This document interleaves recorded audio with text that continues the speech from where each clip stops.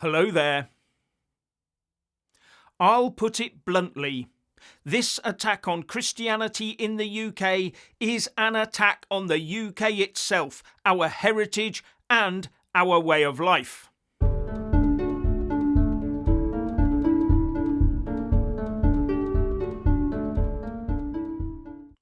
The Labour-run Council of Rushmore is attempting to ban Christians from preaching, praying and handing out leaflets in the Farnborough and Aldershot town centres. And breaching that injunction could cost you 2 years in prison. There is no getting away from it. Christianity is under a relentless attack in the UK, something that can only accelerate with the demographic changes we're seeing.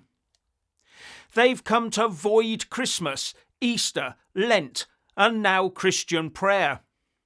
Our senior politicians also ignored Mothering Sunday, because that is the day of honouring mother churches. Yes, Mothering Sunday began as the day we are meant to attend the church we were baptised in, our mother church. And they've convicted and meted out a 20 grand fine to an anti-abortion protester, Livia Tachicha Bolt, for breaching a ban on protest in a protected buffer zone, just for holding up a sign saying, "Here to talk if you want to."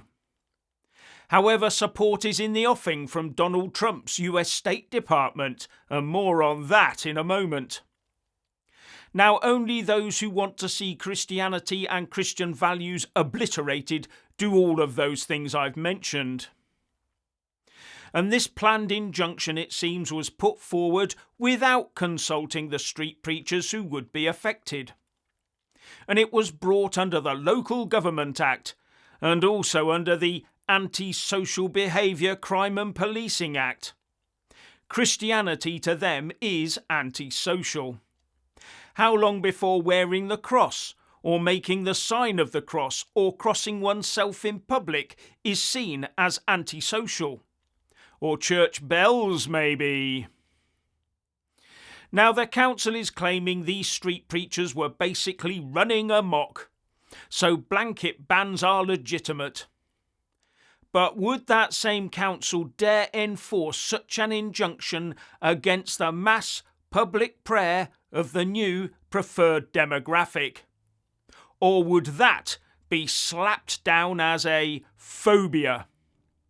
Well, we all know the answer to that one, don't we? And this Labour-run council wants to ban Christians praying for anyone without their consent, handing out Bibles and leaflets, or laying on hands on anyone in prayer, even if that person consented. This Labour council looks set to cancel Christianity from its towns. But without Christianity as its base, there can be no Christian so-called heritage, nor can we claim to have Christian values at the heart of our nation. Christian values and heritage have to be grounded in Christianity itself, or the Christian nation collapses. Which seems to be the obsession of the left, and then fill the spiritual void with another, newer religion. And not just those of the woke and net zero religions either. Anyway, a Christian legal campaign group, the Christian Legal Centre, challenged the injunction, calling it disproportionate and unlawful, so forcing the council to put a pause on it, and in the process forcing the council to conduct a proper consultation, with the Christian Legal Campaign Chief Executive Andrea Williams saying, "We will challenge any other legislation the council tries to bring in which attempts to silence and criminalise the Christian faith." Now, it's all so strange, isn't it, that those who decry Christianity would still campaign for churches to perform weddings for all that demanded it. But there's no getting away from the fact that Christianity is under pressure amongst the vast majority of the UK population. In 1992, 50.4% of weddings were church weddings. That now stands at 17%. Church of England baptisms fell by 42% in the decade from 2012 to 2022. In 1927, 72% of newborn children were baptised by the Church of England. That now stands at just 8%. And on a global basis, Catholic baptisms declined from 17.9 million in 1998 to 13.2 million in 2022. I point out this reality because that is the reason the politicians more and more marginalise Christians and think they can get away with it. They see it as a declining religion, a declining portion of the population that can be increasingly ignored. And with that comes the inevitability that those in power will ignore our Christian values and heritage and replace it to fit in with the new demographic. You cannot get away from that. It's happening around us right now, and it will continue if we let it. Now, Donald Trump has stepped in with his State Department, contacting a US conservative Christian pressure group, the Alliance Defending Freedom, that has taken up the case of the anti-abortion protester Livia Tosica-Bolt, who I mentioned earlier.